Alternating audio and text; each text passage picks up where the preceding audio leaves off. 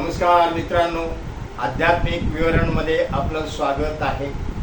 तर आजचा विषय फार महत्त्वाचा आहे आणि प्रत्येकाच्या जीवनामध्ये होणारा प्रसंगानुसार आहे। तर विषय आहे नोकरी संबंधी उपाय। नोकरी जाणे, नोकरीतून सस्पेंड होणे, येणे यावर आपण आता उपाय बघणार आहोत। प्रत्येक पौर्णिमेस सत्यनारायणाची पूजा करावी। त्या दिवशी दिवसभर उपवास करावा, संध्याकाळी पूजा करावी। दिवसभर उपवास करून संध्याकाळी पूजा अर्चा करावी व पूजा स्वतःच्या पोथीवरून पूजा करावी। त्यासाठी मेहून जेवून घालावे। केळीची खुंट वगैरे काहीही नको। तांदूळ मुठभर, एक सुपारी व प्रत्येक पूजेत त्या दिवशी त्या वापरल्या तरी चालतील। 4-5 पौर्णिमेमध्येच आपल्याला गुण दिसून येईल, परंतु 13 पौर्णिमेचा संकल्प करावा। दुसरं, नोकरीत येणे, ठपका ठेवणे इत्यादी त्रासांवर उपाय। एका शुक्रवारी माणिक खडा हातात घेऊन ओम ह्रीम सूर्याय नमः जप 11 वेळा करावा।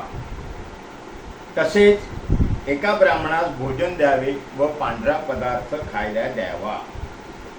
तसेच तिसरं आहे, वरिष्ठांना भेटण्याची वेळ येते तेव्हा अशोकाची 4-5 पाने आपल्या खिशात ठेवावी। तुमचे म्हणणे वरिष्ठ सहानुभूतीने ऐकतील। बाहेर आल्यावर ती पाने टाकून द्यावी। अशोकाच्या पानात तो गुण आहे।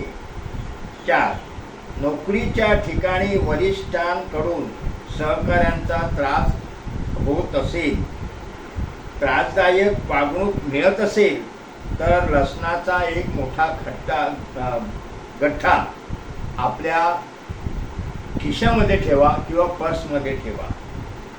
कायमस्वरूपी बाळगला तर सर्वात उत्तम। तुम्हाला वरिष्ठ कधीही त्रास देणार नाही। निश्चित प्रकारे आपणास यातून मुक्तता मिळेल व आपल्या मनातली इच्छा पूर्ण होतील। मित्रांनो, हा ठासून उपाय प्रत्येकानेच करावा। प्रत्येकाच्या जीवनामध्ये हितशत्रू असतातच, ते नक्की तुम्हाला त्रास देणारच। काही हितयुद्ध असतं, काही मोठ्या मनाने बोलणारी माणसं असतात। तर आपण हा विचार नक्की करावा व हे प्रयोग करावे। नक्की तुम्हाला त्याचा उपयोग होईल व नक्की आपणास यश मिळेल।